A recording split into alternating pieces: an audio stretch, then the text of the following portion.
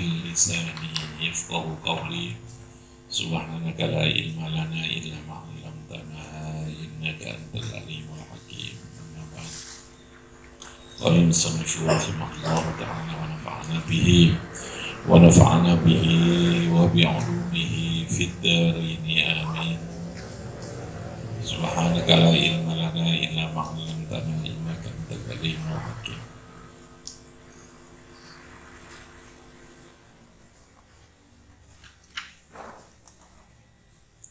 Tanzilun min Rabbil Alamin, afa bihadzal hadithi antum mudhinun wa taj'aluna rizqakum annakum tukadzibun falawla idza balaghatil khulqum wa antum hina idzin tanzurun wa nahnu aqrabu ilayhi minkum walakin la tubsirun falawla in kuntum ghayra madinina tarji'unaha in kuntum shadiqin. Innahu la-Qur'an karim fi kitabim maknun la yamassuhu illa al-mutahhar. Ini sudah saya jelaskan yang terkait dengan ayat ini tentang bagaimana hukum menyentuh Al-Quran dan batasan yang terkait dengan Al-Quran. Jadi saya tekankan lagi atau saya tegas kembali bahwa Al-Quran itu kalamullah al-munazzali ala Muhammadin biwasitati Jibril al-muta'abbadi bitilawati. Jadi Al-Quran itu adalah kalamullah. Jadi Quran itu adalah kalamullah. Allah punya sifat, namanya Allah itu punya sifat. Sifatnya Allah diantaranya adalah Allah itu berfirman. Nah, bentuk firman Allah itu berupa kitab. Kalau yang turun pada Nabi Muhammad, kalam Allah itu namanya Al-Quran. Kalau kitab sebelumnya ada Taurat, ada Injil, ada Zabur, ada Mushaf, ada As-Suhuf maksud saya, ada As-Suhuf, Suhufil Ula, ya istilahnya. Suhuf atau dawuh-dawuhnya Allah, firman-firman Allah yang diberikan kepada para nabi-nabi terdahulu. Jadi Allah, zat yang ada, wujudnya itu ada, lalu punya sifat, di samping sifat sami'un, alimun, qadirun, itu termasuk Allah punya sifat yang berupa kalam. Allah itu zat yang mempunyai sifat berfirman. Berfirman itu kalau dalam bahasa manusia yang menyampaikan sesuatu ya, yang berupa ucapan ya. Manusia menganggapnya itu sebagai ucapan. Tapi sekali lagi bentuk al-kaif wal-kam ya. Kalau dalam bahasa akidah al-kaif itu cara ya. Wal-kamu dan berapa yang berkaitan dengan keberadaan ya, berkaitan dengan keberadaan. Sifat-sifat Allah itu adalah murni, yang tahu adalah Allah. Manusia tidak boleh mempertanyakan itu dalam akidah. Jadi kalau kita berbicara sifat Allah yang 20 itu, di sana ada sifat sami'un, basirun, alimun, maka al-kaif wal-kam, bagaimana Allah melihat, bagaimana Allah mendengar, bagaimana kaifun itu bagaimana cara Allah mendengar, bagaimana cara Allah melihat, itu adalah sesuatu yang tidak boleh dipertanyakan kepada Allah.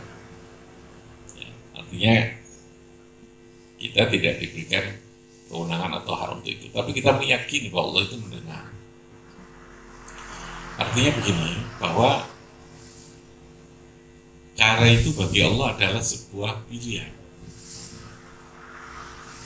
Mendengar itu dalam bahasa manusia ya tidak harus dengan telinga. Paham ya? Maka ada kalimat mendengar. Hatiku mendengar, melihat, hati saya melihat. Pokoknya begitu.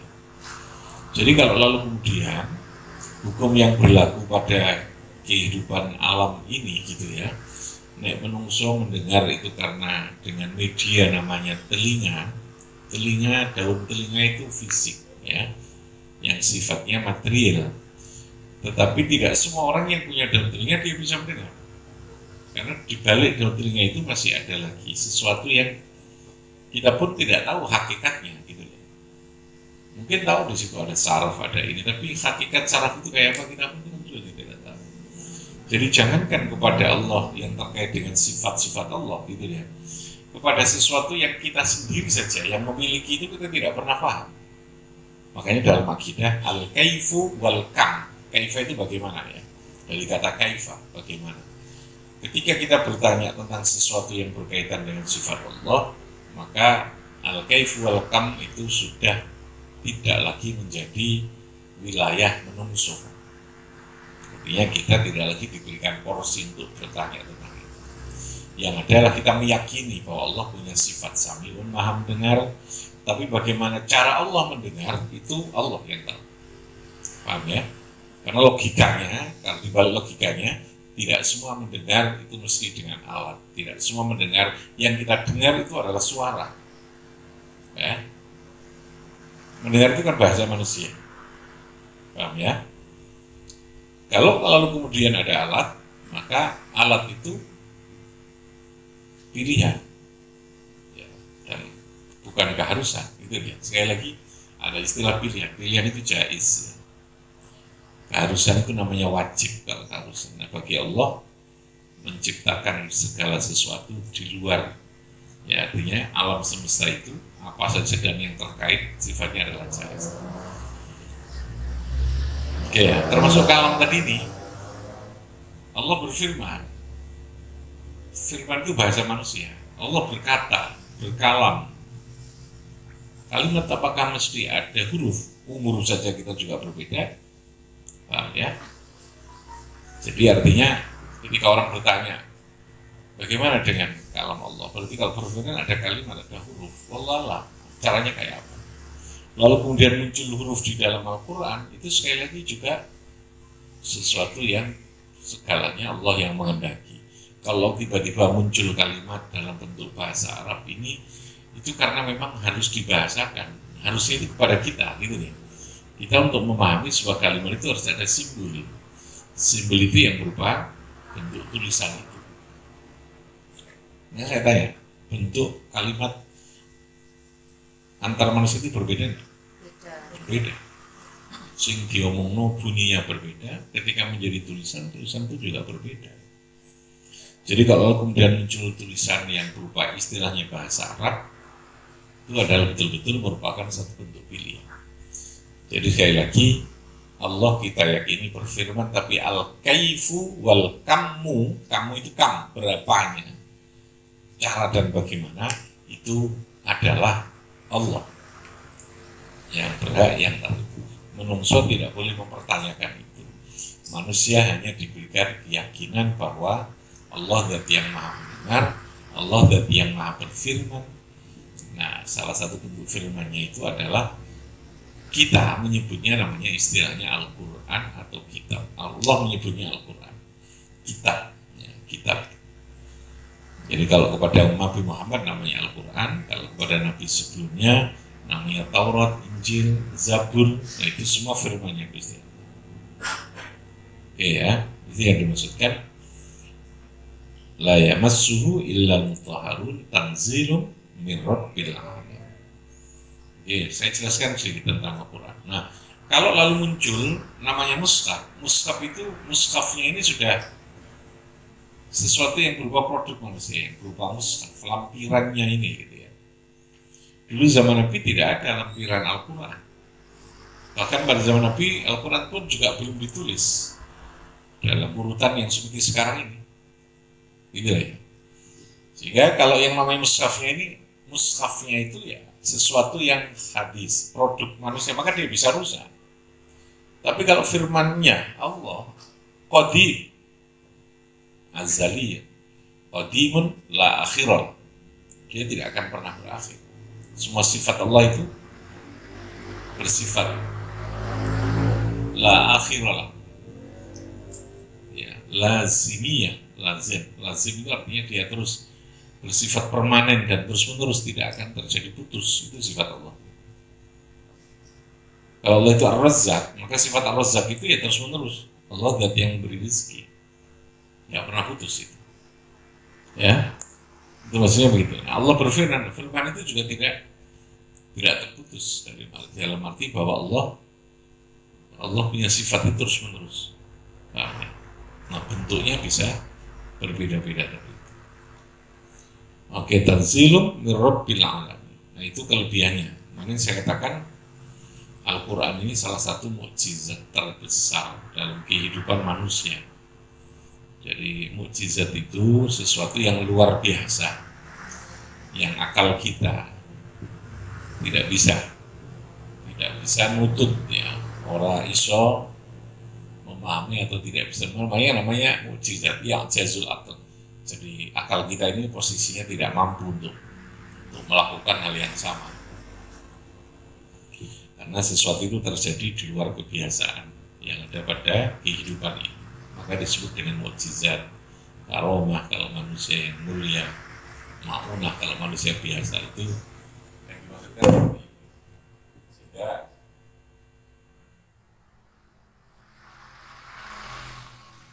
karena Al-Quran itu mukjizat, maka posisinya tidak bisa ditandingi. Manusia tidak bisa menciptakan satu ayat pun di dalam Al-Quran. Nah, itu kelebihannya. Kalau mukjizat Nabi yang terdahulu itu cenderung bersifat fisik ya, yang luar biasa, demonstratif gitu ya. Tapi kalau mukjizatnya Al-Quran ini adalah justru membangun logika dan akal pikirannya manusia. Itu ya, itu perbedaannya. Sehingga karena yang dibangun itu adalah logika dan pikiran manusia, maka Al-Quran itu bersifat permanen tadi. Dan Allah sendiri yang mengatakan wa inna lahu lahafidun. Apa? Wa inna lahu lahafidun. Hafidul Quran itu langsung Gusti Allah.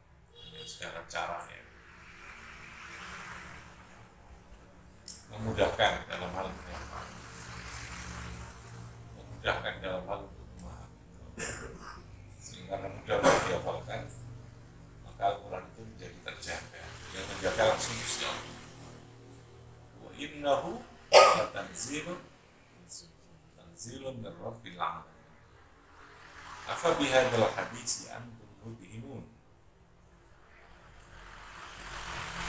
Afa bihadzal hadits, apakah dengan inilah Al-Quran? Al-Hadis di sini artinya adalah Al-Quran. Antum utawi sira kabeh iku mudhinuna ay mutahawinuna mukadzibuna. Nah, itu kata Allah. Apakah kamu dengan Al-Quran ini kamu menjadikan kamu meremehkan orang-orang yang meremehkan dan timbul orang-orang yang membohongkan Al-Quran. Fabihadzal hadits antum mudhinun. Jadi kata Allah, Al-Quran yang saya turunkan ini, lalu kemudian apakah kamu semua meremehkan, membohongkan kepada Al-Quran? Mudhinun. Wa taj'aluna lan menjadikan sapa sira kabeh, dadekno sapa sira kabeh rizqakum ing rezeki sira kabeh. Dalam matori, nah ini sekali lagi tafsir, ini tidak tafsiran yang dilakukan oleh para mufassir, itu tidak mengikat penjelasan. Yang dimaksud dari sebuah kalimat itu apa, ketika terjadi penafsiran, maka tafsir itu tidak mengikat. Buat aja aku dalam foto menjadikan sapa sira kabeh.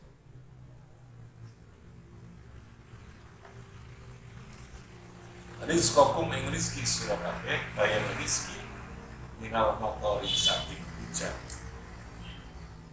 Syukruhu dikasih mensyukuri. terhadap rezeki, annakum tukadzibuna, annakum satemene sira kabeh iku tukadzibuna padha membohongkan. Kamu semua membohongkan terhadap rezeki, terhadap rezeki yang diberikan oleh Gusti Allah. Jadi ada dua pertanyaan. Satu, annakum afa bihadzal hadisi antum mudhirun. Yang kedua, afa bihadzal hadisi antum tukadzibun. Apa? Afa bihadzal hadisi afa bihadza. Yang kedua, antum mudhirun. Terus yang kedua, wa taj'aluna rizqakum annakum tukadzibun. Jadi potensi yang terjadi pada manusia yang pertama adalah membohongkan kata Al-Quran. Membohongkan itu ya tidak meyakini, kemudian bisa membuat penafsiran yang mengikuti hawa nafsunya. Yang kedua, potensi manusia adalah wa taj'aluna rizqakum annakum tukadzibun. Rezeki yang diberikan seringkali membohongkan. Artinya dibohongkan, maksudnya tidak disyukuri. Contohnya adalah tentang adanya hujan. Khaisu kuntum sekiranya ngucap sapa sira kabeh ketika ada hujan, bahwa hujan yang kita punya atau yang terjadi itu adalah muncul atau terjadi karena ini dan ini. Falaula idza balaghatil khulqum. Falaula itu kalimat ta'rif. Hala, hendaknya. Idza balaghat, fahala maka hala itu. Maka ingatlah kamu idza balaghat nalikan itu maka apa huruf waktu nasi waktu nazak al khulqum ma'in tenggorokan. Hukum wa hukum iku majrut ta'am, tempat lewatnya, tempat lalu lintasnya makanan. Wantum utawi sira kabeh, wantum halih utawi sira kabeh, ya khadiril bait. Wantum halih utawi sira kabeh, ya khadiril bait. Orang yang ada di rumah ketika saat terjadi nazar itu, khina itu ketika terjadi nazar, khina itu ketika nazar itu ikutan luruna podo melihat sopo sirokan, ikutan luruna podo ningali podo melihat sopo sirokan. Di bahasa Al-Qurannya, walaula idza balaghatil hulqum wa antum, Anda semua yang berada di sekitar orang yang sedang mau meninggal itu hadiril bait ikutan turuna. Kamu semua adalah orang-orang yang melihat terhadap keadaan situasi nazar.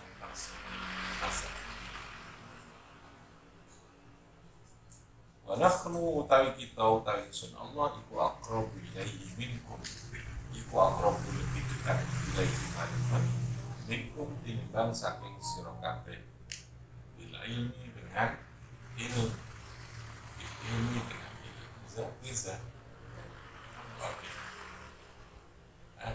Perhatikan mencatat bil ilmi dengan ilmu, bahwa saya kata Allah jauh lebih tahu terhadap sesuatu yang terjadi pada saat ketika terjadi masa itu bil ilmi. Walakin la tubsirun, tapi kamu semua tidak melihat. Ini yang terjadi meskipun kamu menggolong yang mau nazar yang meninggal. Wa antum la tubsirun, sesungguhnya kita tidak pernah tahu yang terjadi dengan akhir dari sebuah kematian itu. Minal basirah aila ta'lamun, kamu tidak tahu apa-apa tentang proses yang terjadi dalam kematian. Maka ruh ya dalam bahasa agama itu, ruh itu sesuatu yang oleh Allah disebut dengan amr. Yas'alunaka 'anil ruh, qulir ruhu min amri rabbi. Jadi satu-satunya yang oleh Allah disebut sebagai amr, bukan khalq, bukan makhluk, itu adalah ruh. Sehingga betul-betul ruh itu sesuatu yang sangat misterius, yang tidak diberikan pengetahuan sedikit kepada manusia. Makanya Allah menyebutnya apa? Qulir ruhu min amri rabbi. Apa? Qulir ruhu min amri rabbi. Kalau yang lain mungkin manusia bisa mengkaji, meneliti, meskipun masih sebagian tentang saraf, tentang ini masih bisa. Tapi kalau sudah urusan ruh itu betul-betul qulir ruhu min amri rabbi. Allah menyebutnya amr.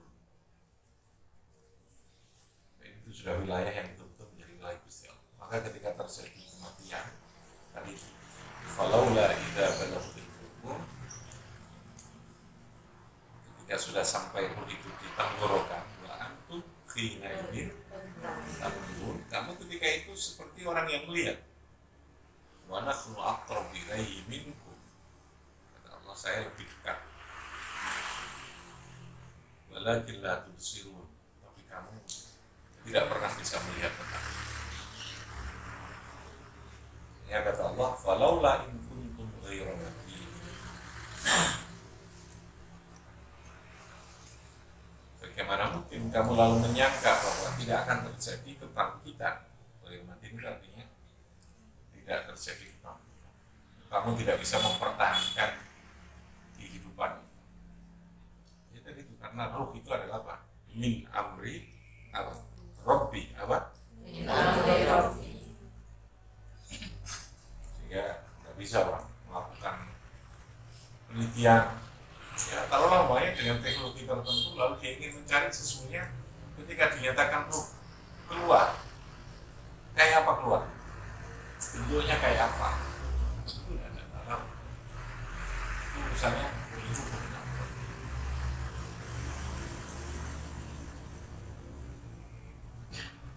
ya. Jadi kalau yang namanya sakit, yang namanya itu hanya menjadi sebab terjadinya orang lalu kemudian meninggal, gitu ya. Tapi tidak semuanya orang meninggal karena sakit. Paham ya? Tidak semua orang meninggal karena apa? Sakit. Ada ya orang yang tidak sakit bisa karena kecelakaan, bisa karena sesuatu yang dia tidak bersakit terlebih dahulu. Jadi dia hanya merupakan sebab. Paham ya? Tapi urusan ruh yang tahu siapa? Allah. Sehingga tadi Allah mengatakan, walaula idza balaghatil wa antum hina idzin tanzurun. Kamu mau melihat orang yang mati itu. Kamu melihat orang yang sedang nazar itu. Wa nahnu aqrabu ilaihi minkum. Saya ketika itu jauh lebih dekat dari kamu. Tapi walakin la tubsirun. Anda semua tidak pernah tahu besar proses terjadinya. Maka ini menegaskan kenapa kamu lalu membohongkan Quran, kenapa kamu lalu kemudian mengkufuri terhadap itu, artinya mau ngawur.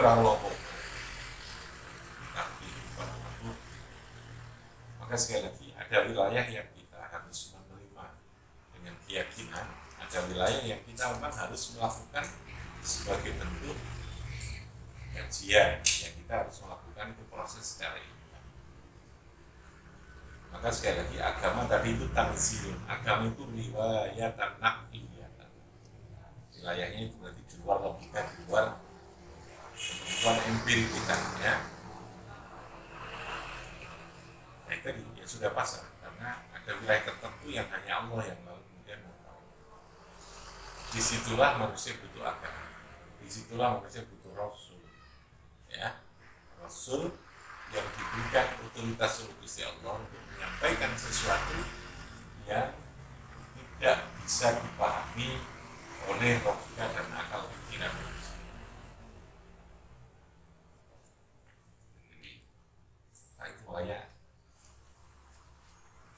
besar ya. Rasul bagi kehidupan manusia, nikmat terbesar itu ya ketika ada Rasul, ada Al-Quran. Karena yang bisa kita pahami dalam logika dan ilmu pengetahuan itu hanya sangat sedikit sekali, gitu, sangat sedikit sekali tentang kehidupan itu. Kalau kita untuk tahu ilmu itu, Al-Quran sudah beri syarat, syaratnya ini. Karena passwordnya itu sudah dikasihkan. Lalu kita tahunya bisa sekian tahun lagi. Teknologi yang ditemukan saat ini kan begitu panjang, sudah kehidupannya sudah berapa ribu tahun, gitu ya. Lalu kemudian masih bisa menemukan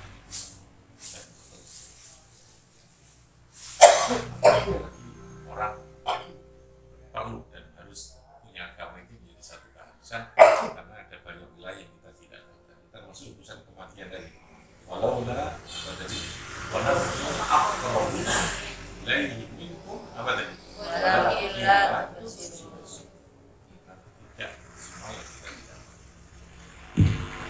فانفعنا ببركتهم وقنا الحسنى بحرمتهم ومعافاتهم من السلام عليكم ورحمة الله وبركاته اللهم صل على محمد